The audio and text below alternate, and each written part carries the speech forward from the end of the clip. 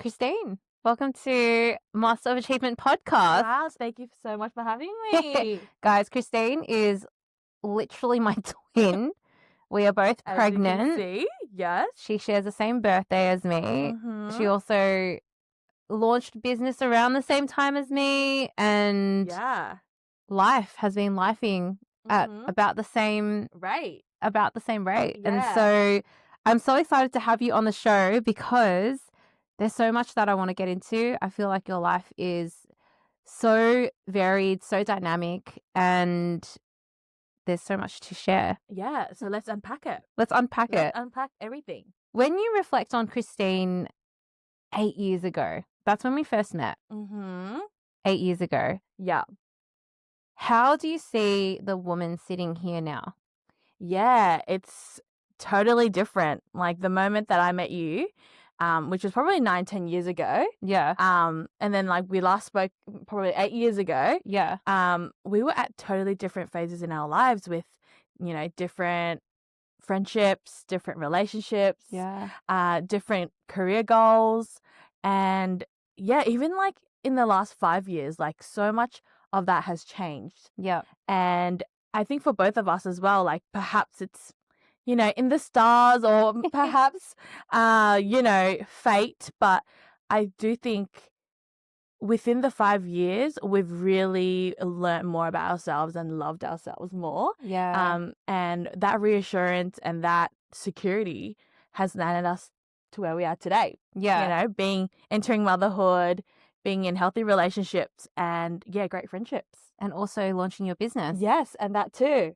Being an entrepreneur. Yeah. Yeah. And actually like finding what we really thoroughly enjoy and now not really working because we enjoy what we love. So it's just doing what we love, right? So Yeah. it's not actual work. It doesn't feel like work.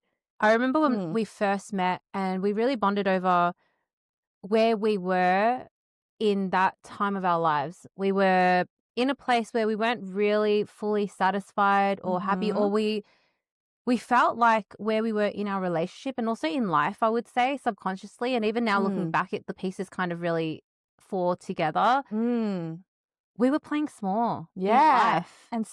And safe. Thinking that was, what we were meant to do. Yeah. Or like maybe our destiny. Like this is it. This is right? it. Yeah. Yeah. And we didn't give ourselves the permission to want something more. I don't know about you, and that's what I really want to get into. But for me at the time, like I just had always been raised to feel like I was too much. And being a very outspoken Asian woman, dominant, all that sort of stuff. Being in that relationship, I was like, oh my gosh, this is the best that I'm going to get. Yeah. Like, I can't dream big. I can't think bigger than this because no one is going to fully accept me for how I am. Is that where you were at that point in your life as well? Yeah. As you were saying that, I just realized something else that we have in common. Yeah. We're also we're both the eldest daughters. Yes. Yeah. In a We are. Vietnamese, immigrant family. Yeah. First generation Australian family. Yeah. So I think that was just ingrained within, our childhood. Like, play safe, be a good girl, do the right thing, get a good job, make money. And, you're so lucky to be in this country, right? Like, with all these opportunities. So going back to what you were asking, like, I think with all of that instilled in us, we really thought, okay, well, that's it. Like, goal after goal, right? So after uni, let's get a job, get a secure job. But then we had a moment where we're like, okay, well, now what, right? Like, okay, get a better job. And then what? Like, and that's probably when we had that pivotal moment in our lives where we're like, wait, there's bigger things that we can achieve. Like, we haven't reached our full potential yet. Right? At what part were you like, I'm done playing small. I've got to go all in on myself. Yeah. I'm not sure about you as well, but I think for me it was during COVID times. Yeah. During lockdowns. Yeah. So I was working in healthcare at the time, and I thought, you know what? We could die tomorrow. Yeah. Because you were working in emergency. Yeah, I was working in emergency. Fully masked up. Yeah, like every day there were new precautions, Yeah. you know. Today could be the face shield and then no N95s, put on that mask and the face shield. Oh, never mind, we don't need the face shields anymore. And it was just really unclear what we needed to do. Yeah. And I felt so like out of control of the situation like everyone else. Yeah. And I thought, yeah, well, you know what? I could die tomorrow. And same with all of us. And we haven't reached our full potential yet. Like I'm destined to do more in my life than this, and work for someone else. So yeah, and I really wanted to be in a place where we would bring joy. And I've always been that person that would bring Yeah. that energy into the room. Yeah. And that wasn't it. Like that place wasn't it. Like I would come and bring energy, but they're like, you know, Yeah. it was just not the space to do it. It wasn't appropriate. Yeah. Yeah. So I think during COVID times was the time where I thought, okay, well, it's lockdowns. It just gave us a lot of clarity of like what jobs were like deemed necessary or essential, right? Yeah. Which really had a huge impact on me because I thought, wow, like even in hospitality, like that's essential to me. But a lot of those jobs were deemed as not essential, right? It's Even with actually very interesting you say that because yeah, I was on the other end where I mean, I don't know if construction is deemed essential, yeah, but I was working. yeah, And so it was it was such a dystopian because half the people that I knew were at home and I was still like, yeah, we're just yeah, operating as per usual with a yeah, face mask. yeah. Yeah. So interesting, right? Because Yeah. same with me. Like I was an essential worker, of course, in healthcare, in emergency. But then I was like, wait, it's actually so unfair that I'm working and maybe one of my friends or people in my family aren't just because their jobs aren't deemed as important. Or like what is important, right, in life? And yeah, I found that a lot of the jobs that did bring us joy and like leisure were deemed as not essential, which played a bit of a because I did work in events a little bit. Yeah. And obviously no events were able, and then there were and then eventually they ended up having limited spaces and social distancing and all that stuff. Oh my God. Yeah. Such a crazy time. Yeah, yeah. But I understand why that moment would have had you questioning everything because here you are showing up to work. I remember like every day and I had to stop myself because every day you turn on the news and it's like, oh, here are the number of deaths. Here are the number of people who've contracted COVID. And it was just this flurry, this catastrophic flurry of fear mongering. But you were actually on the front lines, people coming in sick, spitting on you, like, and you just masked up and not even knowing what would tomorrow bring. Like, is this actually a deathly, situation, or is this a flu, or so that would have obviously had you questioning everything. Like I felt like I was just because of my job, I was put in really difficult situations, but I was also really grateful that I was in those situations. Yeah. Because I still have income coming through, my life is still kind of normal. So that was something that I was pretty grateful for. But then, that was when I realized, you know what? After lockdowns, I'm going to do something else. Yeah. This is not my be all and end all, and I'm grateful that I've got this opportunity and I've had these experiences, but I know I can bring my energy and put it into something else, and that be better than what I'm in now. I want to go back a little bit to when we first met because we were in the same space. I would say like mindset wise and even the way that we perceived ourselves because it's indicative in the way that the people that we accepted to be around us, the us playing small, all of these things for me anyway, growing up and kind of having my mom make me feel like, you know, I don't know if any man is going to accept you for how you are. Just because I was so different and so bold and, you know, being Vietnamese, as you know, you got to be con gái Việt Nam. Like, you have to be very demure and đàng hoàng, đàng you know? hoàng. Yes. Yep. Tui Mỹ. That's what my mum always says. Yes. And I think at that point, and I'm sure you can relate to this feeling, this like desire internally, knowing that, man, like there is something more here for me. I don't know what that is, but there's something more here. And I feel that so many people listening to this podcast feel the same way. They're in a situation, maybe they're not really satisfied or fulfilled.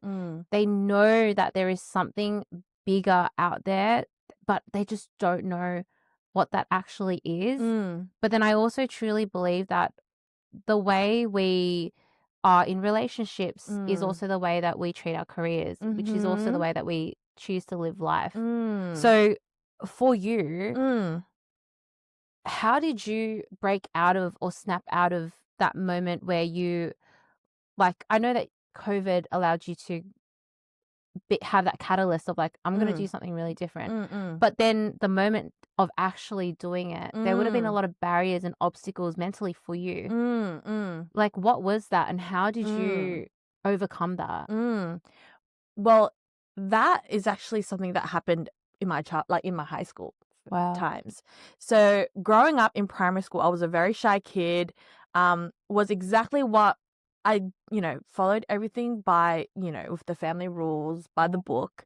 And I remember going into high school thinking, you know what? I don't have to be shy. Like, I chose to be shy because I can speak up. And so you just had that thought. I just had that thought. Wow. Because I was like sick of being shy, the shy kid. And I thought, well, they're doing that. Why can't I do that? Like, I can definitely do that. So going into high school, I actually decided that, you know what? No, I am confident. I am, I do feel empowered because I also went to an all-girls school. Yeah. Eventually. Oh my gosh, same. Catholic as well, yeah? Oh, no, not Catholic. No. Anglican. But anyway, same. Same. Yeah. Religious. yeah. Religious all-girls school. Yeah. So I thought, you know what? I'm in a space where I think I'm very comfortable to just shine. So in high school, I decided to go for all these leadership roles. And that's when I got them. And I thought, oh, if I can get it this year. And I remember messing up like one year, I think it was year 9. I was, you know how you do those pitches to, vote for me. Yeah. Those spiels. God. Yeah. And I was so confident and I made a joke and all that. And I ended it off wanting to say actions speak louder than words because I saw it on Tumblr. And I thought, actions, this is how I thought I sounded. Like, actions speak louder than words. Thank you. And everyone started laughing. And I was like, wait, what? And then they're like, oh, you said words speak louder than words. But even then, I wasn't even embarrassed. Yeah. I was like, you know what? Yes, I did say that. And I owned it. I meant actions speak louder than words. But everyone knew. Yeah. And it was fine. And I still got the role. I still got that leadership role position.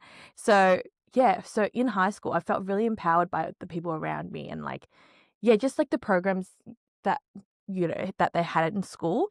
And from then, that was when I thought, you know what, if I can achieve these leadership positions and which my mom thought they were a waste of time. Like, why don't you go and, go tutor? Like, it's a waste of time. Like, what's the point of going to these leadership events and all that. Explain to an immigrant mom. Yeah, like, Mom, I'm like the leader of the school. But it's funny because at the time, and being their first child, they didn't know any better. Whereas now my siblings, if they get like a certificate or an award, my whole family's there. But when I was, giving, it wasn't a thing. So, so it happened in high school. And from then, I've always had that fire within me. Yeah. But in spaces where I'm not too confident or not too sure, like, the workforce, that's when I decided to okay, well, I know I have it within me, but let's just play safe because you just don't know, whether that might jeopardize your career or jeopardize your position. Yeah. Yeah. Oh my gosh. I remember being in that state twice now, actually. The first time when I landed the job at KPMG, but then I was working in construction at the time, and I'm like, oh my God, do I choose construction? Do I go down management consulting? I need to make the right choice, because if I make the wrong choice, it's going to screw up my entire life. And that pressure of Yes. if this step here is going to determine every other step, which Yes. is true, but then Yes. also it's not true, because you can always pivot, and you can always change directions, and doors can always be open. The second time being the start of this year, actually, where I decided to leave my full-time job in construction after fighting for it for so long. And I was working at my parents' business. I was there for like 2 months and then again going, do I go all in on myself? But I've just started this job. Like, what's everyone going to think? All the people that I've just introduced and said that I'm working here, this is really embarrassing. And again, like, you just have that pressure of, is this the right thing? But you pivot. And what I've found anyway is, just because something's not working for you now doesn't mean that it won't work for you later. And there is no right or wrong. No. There is no right. Like, we've grown up thinking, oh, is this the right thing to do? Yeah. With everything we, decide. But there is no right or wrong when it comes to what you decide to do. Yeah. Because even if it's perhaps wrong, you learn from it, right? And then you go, okay, well, I don't want to do that anymore. Or perhaps I've experienced that and I'm grateful for that, but that wasn't the decision that will fulfill me. So, but I think people are really scared still. Yeah. It's easy for us to say, oh, no decision's ever wrong, but still the pressure is there. 100%. Like the economy, right? Yeah. Now with job security, people don't have that option to make those choices. So, yeah, no, I totally get it. And that's why when you were talking about, like, have I made the right decision? That's why I decided to choose my career in healthcare to begin with, because the right thing to do was to be a modest, demure Asian girl. I couldn't be a doctor because I wasn't smart enough. So, okay, closest thing is working in the hospital. Yeah. And I thought that was good enough, right? So that was the right thing to do. And that was something that my parents would be proud of. Yeah. Yeah.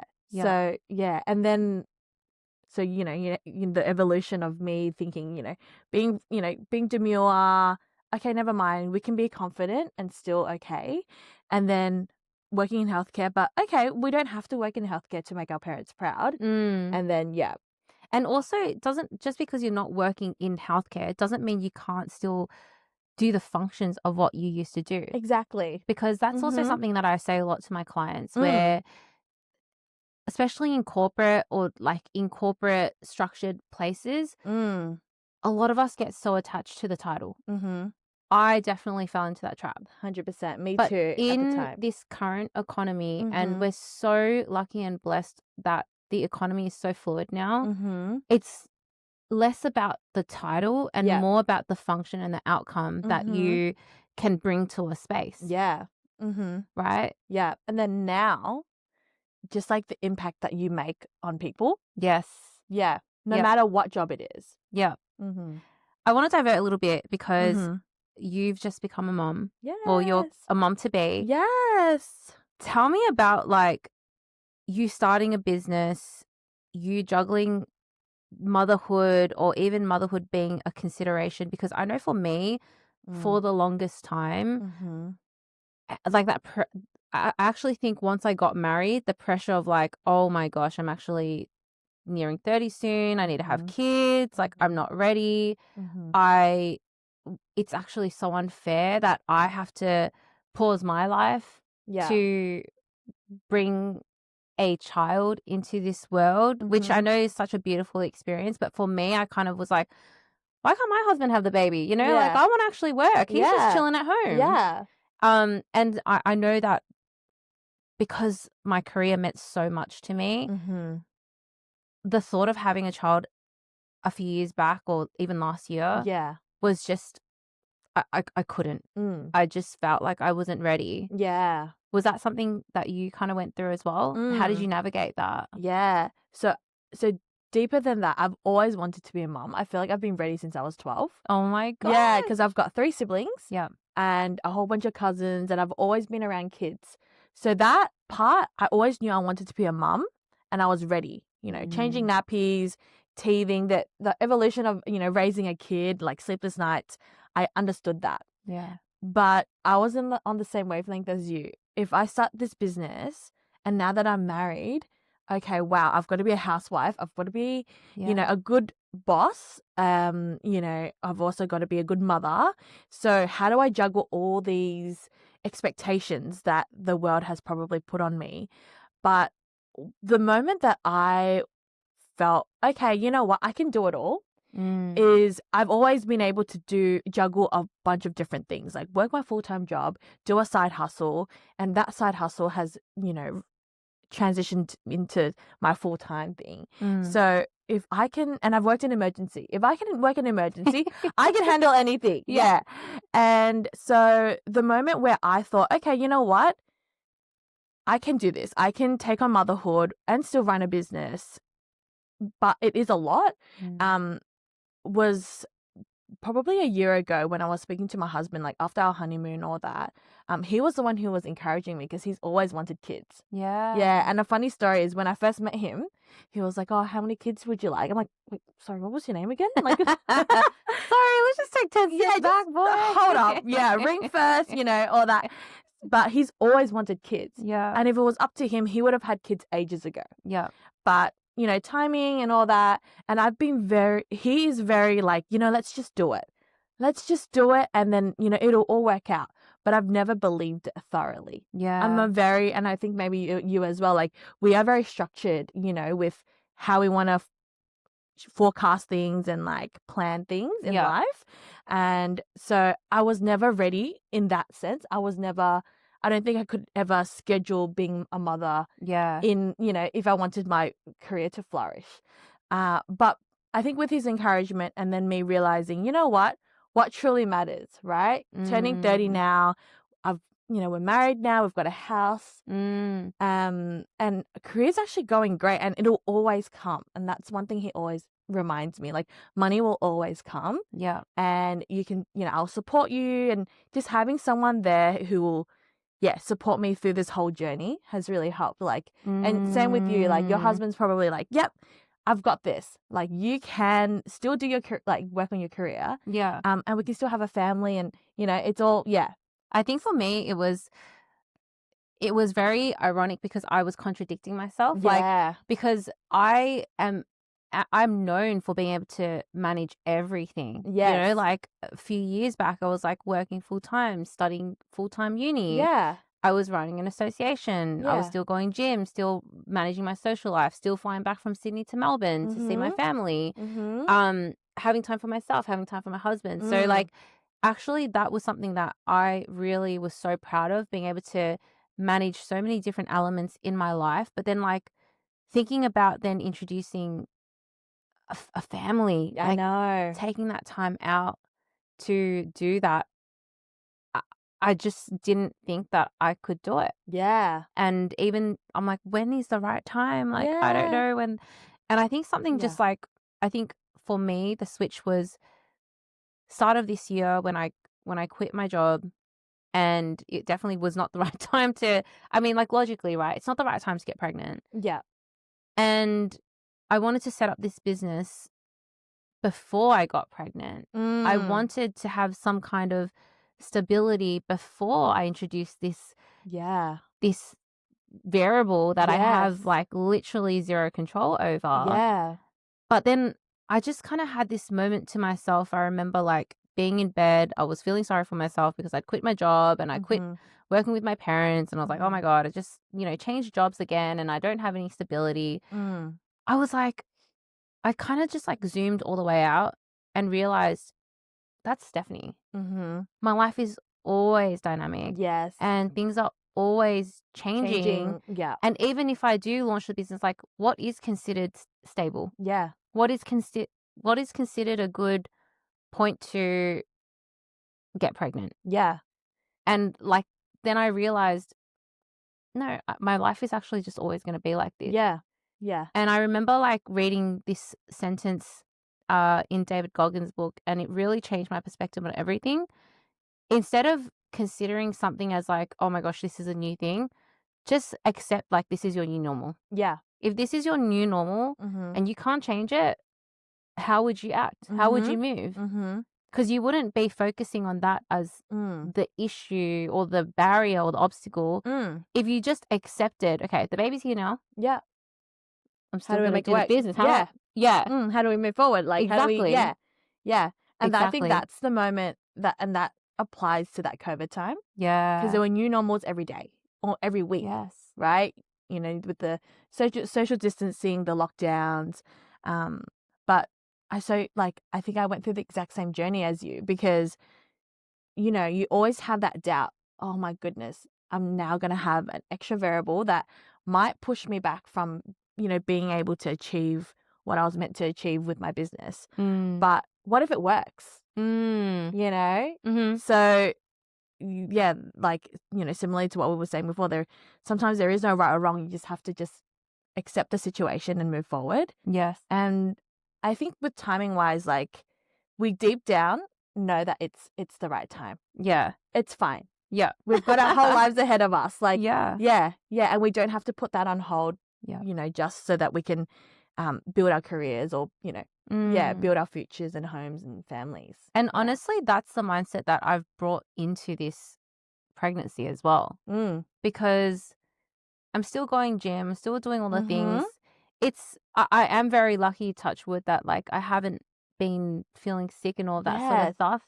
But I just go, if this is the new normal and I accept that this is the new normal, how would I still move? How would I still act, and what things would I be doing? And just operating from that space. And I think like not even pregnancy, but if people can take that mindset, instead of focusing on like, oh God, it's like this now. Why can't it be the perfect situation? Why can't this barrier be removed? You know, whether it's in job, like, oh, why is my job like this? If you just accept that it's the new normal, what would you be doing? Yeah. And we are so blessed that we didn't have the typical pregnancy symptoms that a lot of pregnant people do experience. Yeah. So I think, like, you know, partially mindset as well. Yes. Let's say if we did experience, which we both experienced, like, you know, similar pains and like discomfort, you know, there's a way to work around it. Yeah. Or there's a solution out there. Yes. And if there isn't, it's okay, because pregnancy is also temporary, and like, you know, we know that it won't be a forever thing. So, you know, just, it's a mindset thing, I think. Yeah. Yeah. That exact principle there is so applicable to everything. Yeah. You know, like when you're going through a hard time at work, it's temporary. You can get yourself out of there by switching jobs. Yeah. Or changing the circumstance. Yeah. Even in life when things are you know, really shit, it is temporary. Things are going to pass. Like, it is a mindset thing. Yeah. 100%. And perhaps we went through that personal development. Yeah. You know, 5 years ago, or, you know, well, we're always going through it, but really, you know, heavily 5 years ago, perhaps that's why it's shaped us to be who we are now. Yeah. Because I was even saying to my client yesterday, right? Like, there are days where I don't want to go to the gym. Yeah.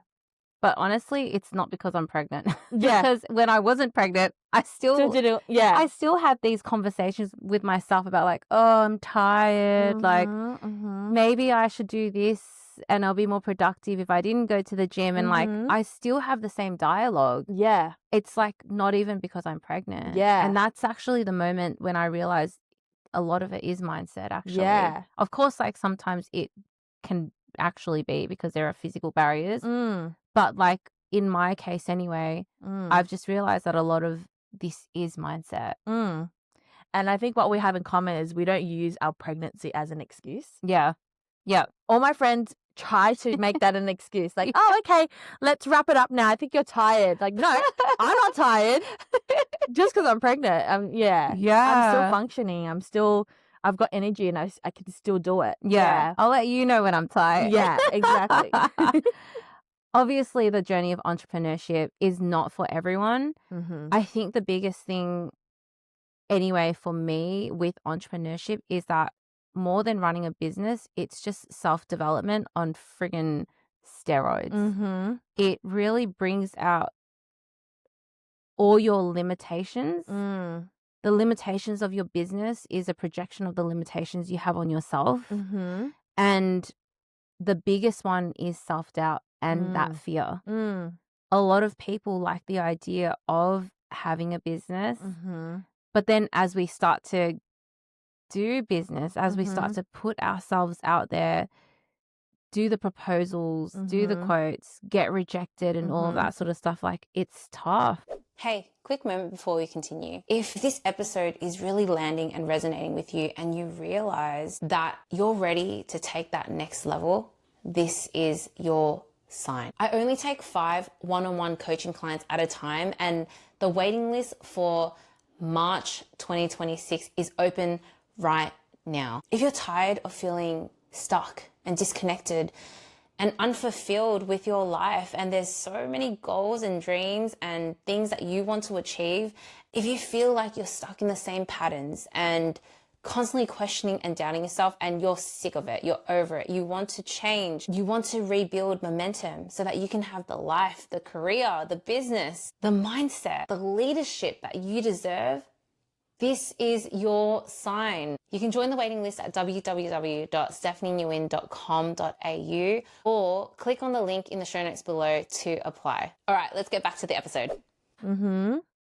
How have you navigated that? What do you tell yourself when you're having those moments? I think it started before you start a business. I think that's the biggest self-doubt moment you would ever have is, oh, will this work? Do I really want to do this? Am I embarrassing myself? Like, is this such a huge risk? Am I going to, is my life going to change? And you have, are people going to judge me? So I feel like before you even start a business, the biggest pocket of self-doubt is there. Yeah. But when you start a business, you most of the time, or I think, for me, you just think, oh, well, this is it. Like, let's just put all our eggs in this basket and make it work. And if it doesn't work, that's okay. But it has to. Yeah, like this will work. Yeah. And there is no self-doubt because, you might get rejected, but that's okay. We can move on. This might not work, or maybe we weren't that successful this week. Perhaps this project didn't go as to plan, but that's okay because we know ourselves.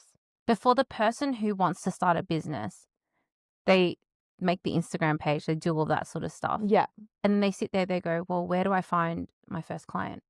How do I get this actually off the ground? Like, what would you say? Yes. How did you get your first client? Yeah. Okay. Yeah. Yeah. So that is an interesting one because with my previous experience, I worked in social media for government for a very long time, for 3 years, starting off with defence and then going back into emergency services with Ambulance Victoria, and then getting out of that and then working in an agency. And in that agency, I had a lot of different, different businesses ranging from hospitality, accounting, real estate, and products. So for me, I would say to network. That's my biggest thing because you never know who might need your service or would like your product. That would be my number one thing. But I also think that I know so many people say like go and network. The thing that I find people don't do very well is when they are at the networking event. Yeah. They're not networking properly. Yeah. Yeah. It's not about exchanging business cards. Yeah. It's not just showing up and going, hey, this is what I do. And I think that's like where a lot of people go wrong. Yeah. Because, networking to you, like what is that? Yeah. What does that mean? Yeah. So, and you're so right because I've told a lot of my junior social media managers to go network. And let's say we rock up to the same event and the outcomes are so different. And I think it made me realize like, oh, okay, it's not just networking and communicating. It's also building rapport, understanding your own energy as well. Yeah. If you've got perhaps the wrong intentions and you think, okay, I need to find 100 people so that I can make my business successful. that's probably the wrong energy. Yeah. Yeah. Whereas if you perhaps have done a lot of, self-development, you know yourself and you're confident in your business and your goals, and you go and speak to someone, they will automatically feel that energy from you. Yeah. Yeah, like they know that you're not there trying to get you as a customer or anything like that. You're actually there to provide service, help them, and better their lives, or offer advice. So, Yeah. or whatever your business goals are, And so for me, networking is one part of it, but building a rapport and having and understanding your own energy is really important. Yeah, as well.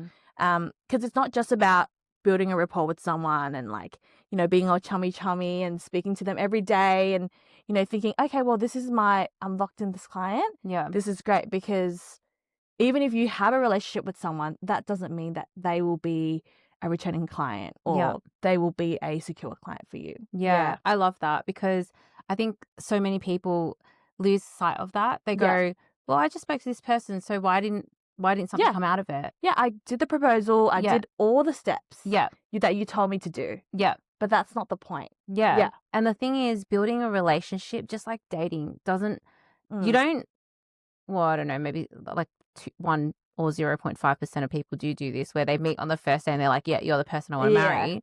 But relationships take a long time to build. Mm-hmm. Relationships take consistency, and you actually putting in effort, not just one time, but a whole time to build.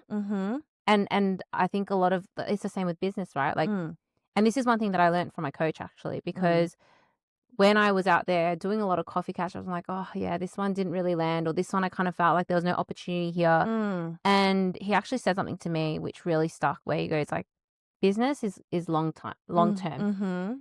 You don't just start business for a year, 6 months. Nah. People in the game for like 10, 20 years, which means that this is not only the first conversation or the only conversation or the only moment.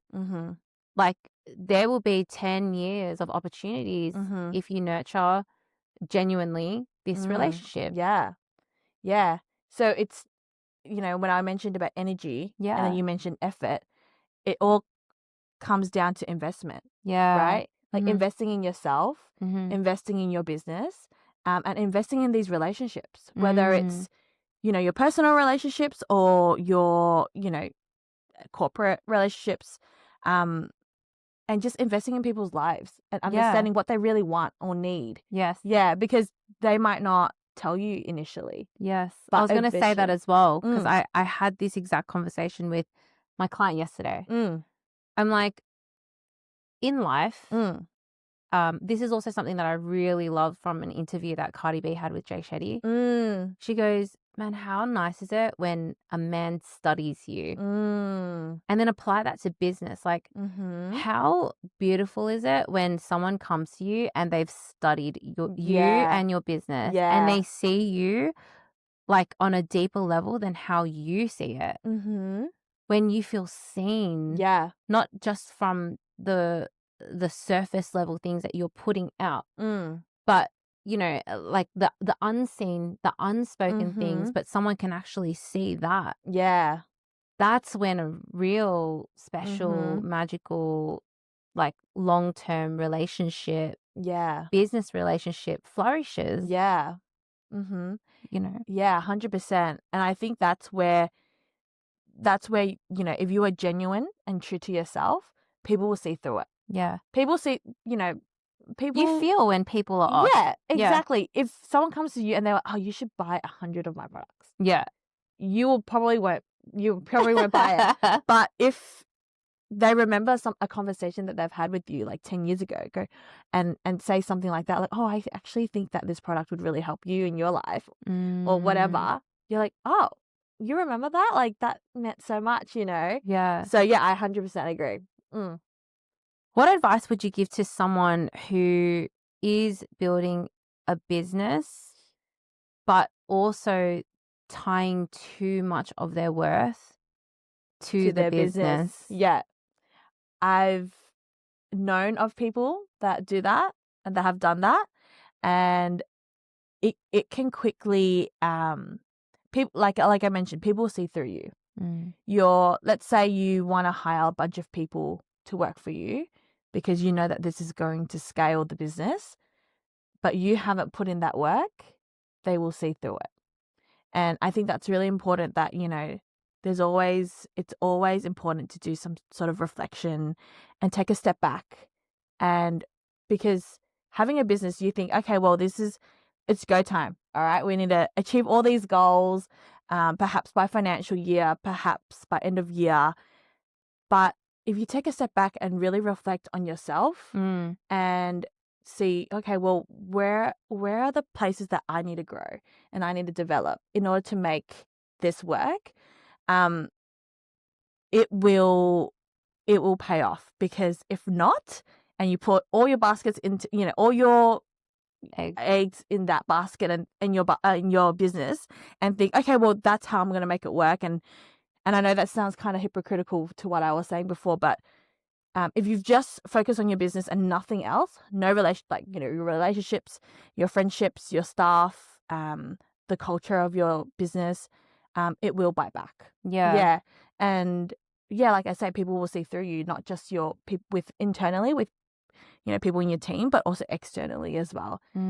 People can see that, hey, actually there's gaps and I can see that person isn't, fully achieving what they can potentially do. So my advice is to always take a step back and really reflect on what has been achieved and what your goals are and why are you doing all of this. I'd also offer a different perspective, because sometimes people tie their worth to business so much, or to an identity, or to something that they've launched, and that's also what keeps them stuck. They're like, well, I've been talking about, I know this was for me anyway. I've been talking about being a career coach for a whole year. Am I a hypocrite now that I'm pivoting into this? And it's like, no, because that's the whole point of, and that's a lot of the ego talking, right? Because the ego goes, well, you said you were this, and now you're not. Now you're saying you're not this. And that's why I always, when I do work with my clients,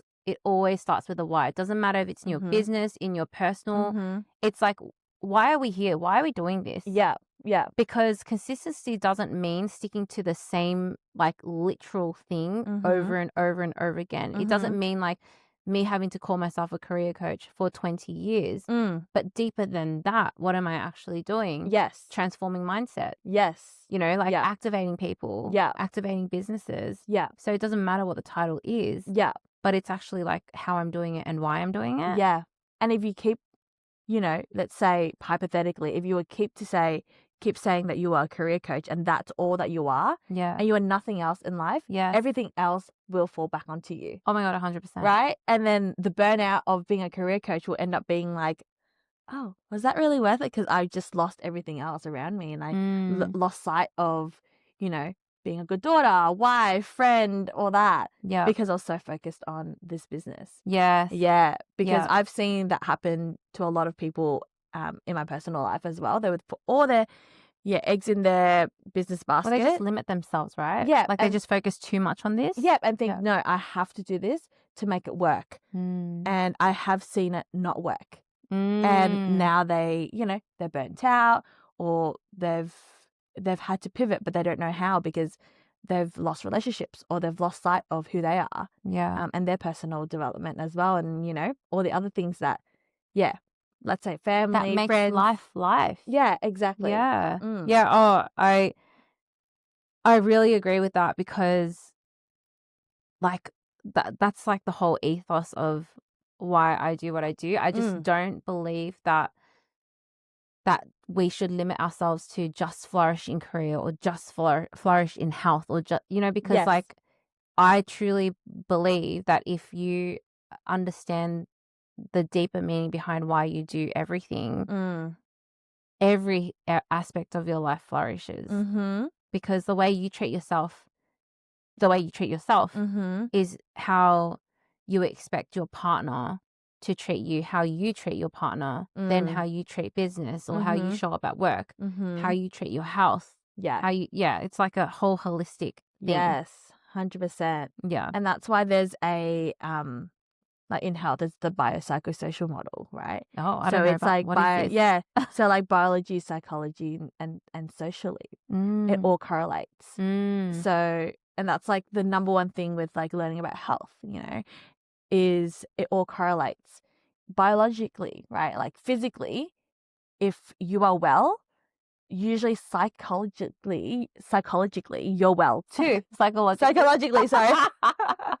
Psychologically, you're well too. Yeah. But if socially you're unwell, then that might affect your mental health Yeah. and your physical health. It all correlates. Oh, it's just so interesting you say that, because it just takes me back to the time where like I genuinely thought I would never be married. I would never find my person. Yeah. And so I immediately ruled that out, and I was like, no, I'm just going to be the best in my career. Yes. Same. You know, and, yeah. But then because of that, I didn't respect myself, because Yeah. I'm going like, I don't deserve this. It was Yeah. coming from that place. Yeah. I don't deserve like someone who loves me. So then I actually don't love myself. Yeah. And so then you operate from such a toxic, negative Yeah. place. And so Yeah. what you just said there makes sense, because Yeah. if you're operating from that place of love, you self-respect. You feel like you're worthy of that abundance and that love. Of course it's going to translate to other areas of your life. 100%. Yeah. And I think during that time, it was only when, and this was, it's funny because it actually correlates to me as well. I thought, no, I have to love myself, because if I don't love myself, no one will love me. Like if I expect a partner that is 100 out of 10, I need to be at least 90 something out of 10. I cannot be this 2 out of 10 girl. No, we are not. No. We are not, you know, staying small and, you know, just following the status quo, doing what the world expects us. Like we need to be exceptional in order to find someone exceptional. And that's when I thought, okay, well, no more dating apps. And then quite rocked up into my life. Yeah, that day. Yeah, Actually, it now was I'm crazy. thinking about it, I went through a similar thing. Yeah, because you had that moment. Yeah. Then you had to get out of it, because you're like, wait, why don't I love myself? Yes. I'm freaking cool. Yeah. Yeah. and owning that. And then that's when Sid popped up, actually. Yeah. Crazy. Yes. Crazy. Mm. Speaking of Kwa, Yes. speaking of your beautiful relationship, Yes. what does a healthy relationship look like to you now? And how do you think that shows up in your business and just in life in general? Wow, that's a big question. Yeah. Because even just my thoughts on a healthy relationship, right? Just to answer that, it is actually a hard relationship, because you've got to unlearn a lot of the toxic things that you've perhaps learned in the past, and the things that people have instilled in you, right? Like your parents' relationships are so different to your current relationship. Same with your previous relationships as well, and the expectations you have on love. So a healthy relationship is actually so much more difficult, in my opinion, than a bad relationship. A bad relationship has patterns, and you know what to expect for, and or you might not know, but you think, okay, this is it. This is good enough. But a healthy relationship is like, wait, this is too good. Hold up. Like, you know, and they've got to unlearn their expectations, and we've got to unlearn ours, and both are happy to do that. But you're like, whoa, wait, you're unlearning, I'm unlearning. Wait, that's great. Okay, wait. And for me, with Kwa, like we are so open with our communication. Like we can overcome anything in life. Yeah. And I think that's the beautiful thing about my relationship at the moment, because I feel like I can do anything. Yeah. I can decide to be an astronaut, and he'll be like, yeah, go for it, babe. I got you. And I think that's one part, like that's so beautiful. Like even though it was challenging to begin with, because you are, you know, you've got different lives and you have different patterns. Kwa was conditioned in a different way with his previous relationship. And same with me. He had a lot of noise in his previous relationships, whereas I had silence. Yeah, I was ghosted. So to this day, being silent, you know, so it's so different with even that, like the energy that we had towards a healthy relationship, we didn't know how to, pivot, and this was our new normal, and we had to learn that, wait, no, this is a healthy relationship. This is a good relationship. Yeah. Because he was expecting noise from me and I was expecting silence from him. Yeah. And we were giving each other like a bit of a juxtaposition on what a relationship is meant to look like. Yeah. And so, yeah, unlearning and then learning that this is great. This is what it's meant to be like. Has really shaped like my perspective on relationships now. Yes. I think when you enter a healthy relationship, you can see through unhealthy relationships. Oh, yeah, 100%. Right? Like, people don't have to say anything. Yeah. You can just see maybe the vibes. Yeah. People walking and you don't have to justify. No. It just speaks for itself. Yes. Yeah. And same with if you see any other relationship that perhaps presents unhealthy behaviors or patterns, you would think, why would you accept that? Because we are in healthy relationships. So in my business, like I mentioned before, like, because I've got such a supportive partner, I feel like I can do anything. The world is our oyster. Like, there is nothing that I cannot achieve with him by my side. And yeah, so that's business. But with life, I feel like I'm so comfortable with having a partner that I fully trust and I'm confident and comfortable around that I can leave him anywhere and I'll be fine. It's all good. Whereas perhaps with my previous relationships, I didn't feel like I had that. I felt like I had to speak on his behalf or had to, back them up somehow or make excuses. Whereas now I can leave my partner and he is literally a reflection of me. Yeah. And I say this all the time. Your partner is a reflection of you. Yeah. Yeah. Yeah. I really love that because I think I truly think that when you are in the right relationship, you are just amplified. You both amplify each other in the best of ways. And like there's no questions. Yeah. Obviously there's hiccups, there's things that there's still disputes, there's still disagreements, challenges, disagreements, but it doesn't feel like, oh, this is going to lead to a breakup. Nah. Yeah. Yeah. 100%. Yeah. And then because you feel safe in that aspect, that safety then crosses over into every other aspect of your life as well. Yeah. Like you feel good, you're confident, and like I feel like, what I was saying before with like, psychologically, socially, and then biologically, like I actually feel better. Like I feel well. I feel healthier. And I think it's similar to you as well, like going to the gym the other day. If Sid didn't push you to go to the gym, but it's not about going to the gym. Yeah. It was about him encouraging you to be the best, version of yourself. And holding me accountable. Yeah. Yeah. And it just happened to be the gym. Yeah. But if he pushed you to do something else, like eat a fruit salad or something, I don't know. It's the same sort of, energy. It's the same sort of intention. Yeah. He wants you to be the best version of yourself. Oh, 100%. Yeah.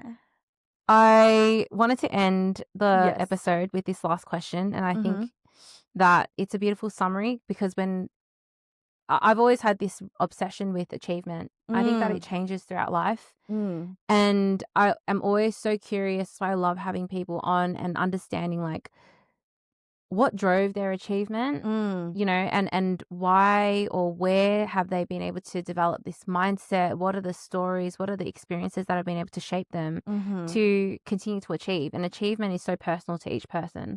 So for you, what does achievement mean? What did it mean to you? What does it mean to you now? And how do you think that achievement or the definition of achievement has transformed over time for you? Yeah. And I think I've mentioned this a lot in this podcast as well, that achieving my full potential has always been a big goal. Always. From primary school when I realized that, I don't want to be shy anymore. I want to be confident. And then getting these leadership positions and then thinking, okay, well, I've got these leadership positions. Eventually, I would love to translate that into the workforce and become a manager one day. And that quickly happened. But then I thought, okay, well, what now? So for me, with achievements, I was always go, go, go. Like, okay, one thing after another. Graduate uni, got leadership That's positions. the eldest Asian in us. Yes, exactly. Yeah. Look after, be a good example, right? Yeah. Be a good role model for our siblings and the generations, younger than us. And that was always my goal. But achievement now is actually so different in the past year, because I've realized that you don't have to keep, trying to strive to be better, to achieve. You can actually sit and realize that, okay, well, I've got that reassurance, I've got that confidence, and I know myself, and I haven't, not that I've achieved enough, but that is achieving. Like that is good. That is great. That is achievement. You don't have to keep going, because even always striving to do better is not necessarily a good thing. Because then I feel like it's not a good thing if it's constantly coming from a place of fear and scarcity. Yes. Like you're going, oh my gosh, there's not enough time. I need to achieve more. Yes, I need to do more. Yeah. Yeah. So yeah, I think my perspective on achievement has changed a lot. And now, like, embracing motherhood and embracing yourself and your family and what you've achieved, and really being confident with like where your journey will head towards. That is what achievement is like, now for me, because it's not like how it used to be where I'm always on the go. Like, I'm okay with being still. Yeah. And I think that takes also a lot of confidence in where you are as well. Yeah. Because it is so easy to move. Yes. And try to do things. Yes. It's actually a lot harder now, especially nowadays, to be peaceful and accepting of that peaceful, calm state. Yeah. And understanding that abundance doesn't need to always be interchanging. It can actually be still. And like, you've worked really hard to get to a spot, and this is great. And you will continue doing that, but you don't have to keep wanting to change that and do something different. To strive to be better. It's like you've climbed up to the mountain. Let's enjoy the view. Yeah. Instead of getting up and being like, okay, cool, what's the next one? Yeah. And like, there might be more mountains, but it's okay. You've achieved this mountain. Yeah. You've climbed this mountain, and there's a bigger mountain out there, but it's okay. You've done right now. Now. Yeah. And in your life, you'll probably climb 7 to 10 mountains. Yeah. And you've done 5. Good. Pat on the back. Yeah. I love that so much. Yeah. Thank you so much for being on the podcast. Thank you so much for having me. It's been so great.